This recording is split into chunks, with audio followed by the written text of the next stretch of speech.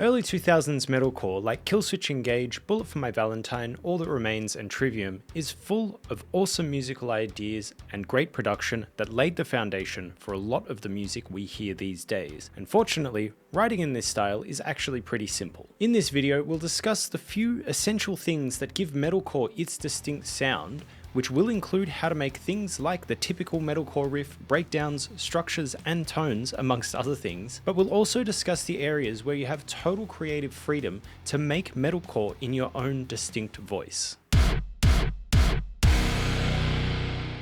Step 1 to writing any genre is to connect ourselves with the genre. I think it's important to understand what type of music we're aiming to write before we start writing it. Metalcore, or at least early 2000s metalcore that I'm focusing on, draws inspiration from many places. The interesting thing about it is it seems to be more of a consolidation or evolution of metal genres rather than an expansion. Metalcore takes the best aspects of the previous 30 years of metal and packages them together as a cohesive new idea. Or in other words, the things that are quintessentially metalcore can easily be traced to more popular trends of metal from the 70s onwards. Metalcore isn't trying to break new ground and be the most extreme metal.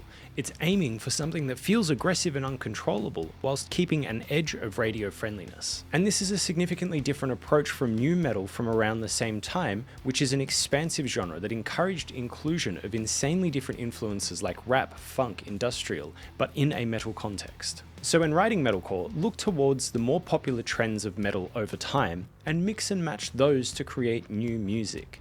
By all means, borrow ideas from other genres, but the more you meld genres, the further you'll step away from what metalcore really is. The tone and instrumentation should be pretty straightforward. We want a modern metal ensemble. Vocal tone should range from clean and beautiful to vicious screams. Some songs you'll find that the screaming will be the dominant vocal tone, with the melodic vocals taking more of a supporting role. And in other songs, the clean vocals will be 90% with some screaming decorations placed here and there. Most often, both are used within one song. Feel free to lean whichever way that you want. And that's the core ideas. 1. Don't try to reinvent metal, and 2. Use a modern metal ensemble. So let's move on to step 2, metalcore riffs. Metalcore riffs in a lot of ways are the thing that distinguishes metalcore from other genres, and in many cases it can be the most memorable part of the song.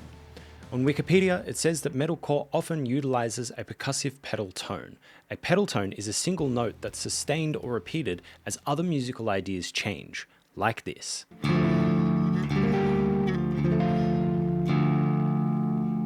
A percussive pedal tone means that the pedal tone has a percussive element, like this.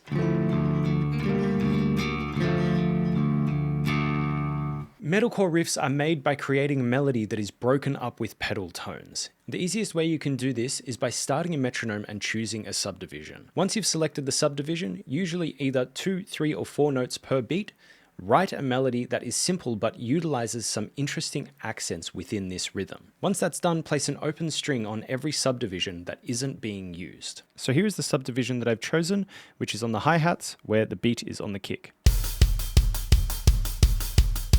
And here's the simple melody utilizing some interesting rhythms.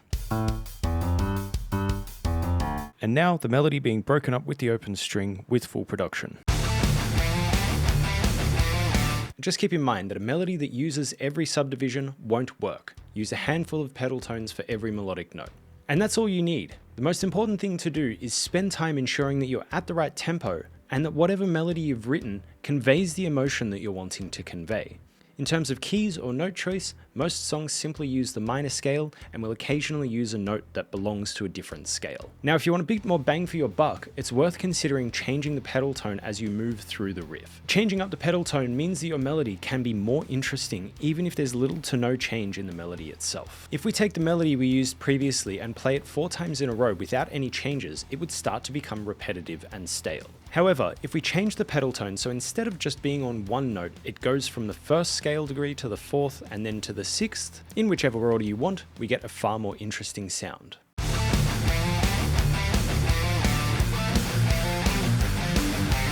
Sure, we may need to move things around or make a variation on the melody, but it's a really easy way to make your music more interesting. And in saying that, the 1, 4, and 6 are not the only option. We'll discuss some more options about where you can move your pedal tone to in the next step, but I think the best advice is to let your ear decide where this pedal should go. And that's how to write a metalcore riff. Choose a tempo, choose a subdivision, create a melody, and fill in the blanks with pedal tones, remembering to move the pedal tone around if you feel it's necessary. And now let's move to step 3, melody and harmony. So the next distinguishing feature of this genre is the catchy section. Unlike more extreme metal genres that typically move towards primal or animalistic sounds, metalcore artists saw that they could blend both the attitude of these extreme genres with the radio-friendly vibes that appear in other styles of music. And I think this is fucking awesome. They are making it more easily approachable to a casual listener. The way to make sure that your song is more easily approachable is to ensure that at least one section of the song has something that is typically catchy. Obviously, the most common place to find this is in the chorus. The only thing to keep in mind is that simplicity is the key. The music for most metalcore choruses will be the simplest section we hear in the song. The band is cohesive, it's not really asking any questions, it's not really pushing any boundaries, it's just supporting the vocals as best it can. A common progression used for metalcore choruses is the 1-7-6. The songs 2 Weeks, The End of Heartache, and Tears Don't Fall all use only these 3 chords. Another very common progression would be the 1-4-6 as we discussed in the previous section. Another one might be the 1-5-6-4 that is heard through all music. It doesn't really matter what chord progression you choose or which order the chords might be in, so long as it's relatively easy to listen to and helps you write some great melodies over the top. And then that brings us to vocal melodies. Most of these catchy melodies use the pentatonic scale. If you don't know any theory, the pentatonic scale is the scale that you'll most likely default to anyway because all the notes sound good. So trust your ear and write something that feels like it sends the message you're trying to send in your song. I find that lyrics, or at least a lyrical topic, can be helpful for melody writing as well. If you know that the song is supposed to be about a snail building up the courage to cross a busy walkway, you're going to lean towards something that is hopeful, exciting, but with a level of risk. Whereas if it's about the death of a loved one, you'll be leaning more towards the complicated layers of grief that resonate with you. And then again, if it's about revenge, you'll have something that is a bit more vicious and aggressive. So allow these lyrics to help guide you. Using one of these chord progressions with a pentatonic melody is the foundation of an uncountable number of catchy songs. There are no wrong answers, just lean into the sound you've built along with the emotions you're trying to elicit. Keep it simple and aim for the option that gets stuck in your ear. So to sum this section up, you want a catchy melody with some music to support it. For me, I used the 1-7-6 chords that were found in 2 Weeks, The End of Heartache, and Tears Don't Fall as above. I put these in an order that I liked, and then I wrote a simple melody that outlined the mood that I was going for.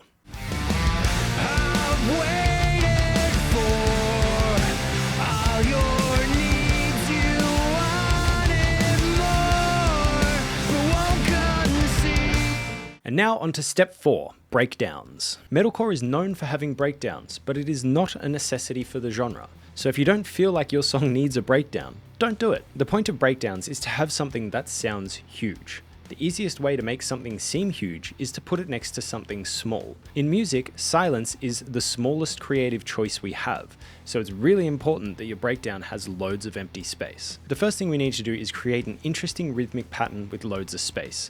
A pretty simple way to do this is to take a subdivision like we discussed in the riff section and just take out most of the notes until we're happy. Be careful to keep enough of the more important rhythms so that the groove isn't lost. So here is my interesting rhythm on the kick pattern with the hi-hats keeping the beat.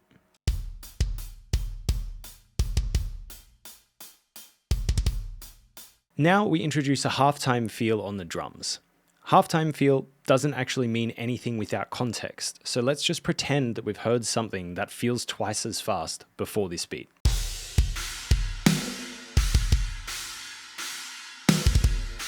And now we use all the instruments to heavily emphasize this rhythm that we created.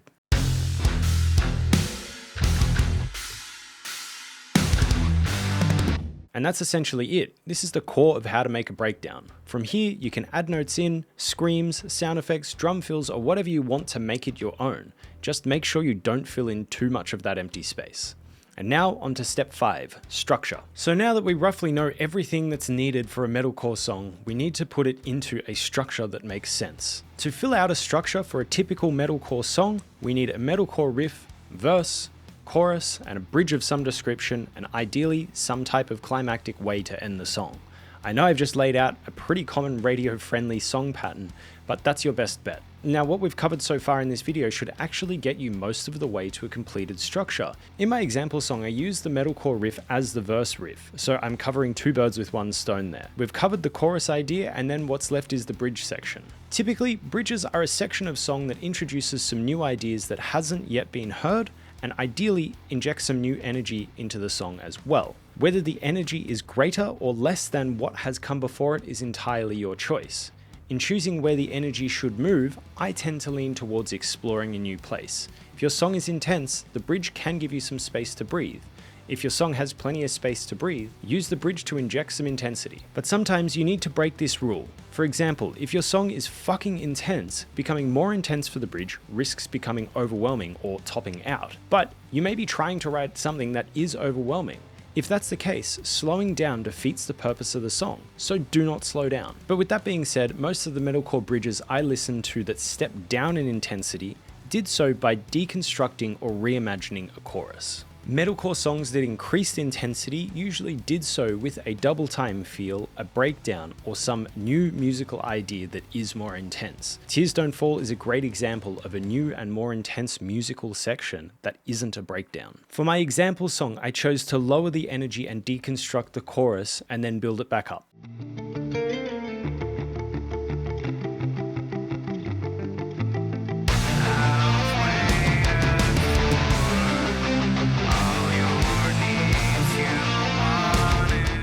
Then for the final climax, it's pretty common to do the chorus in a new way, either layering bridge melodies over the chorus or increasing the intensity from guitars and drums with double time feels, lead lines, or other more interesting options. For my song, I did double time on the drums with the bridge guitar line, and I think that it steps the energy up nicely.